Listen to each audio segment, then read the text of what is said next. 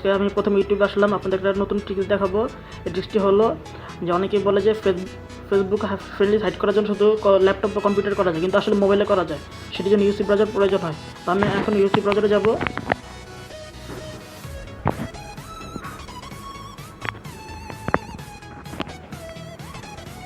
তো UC browser প্রথম এখন আমাদের প্রোফাইলে যেতে হবে। প্রোফাইলে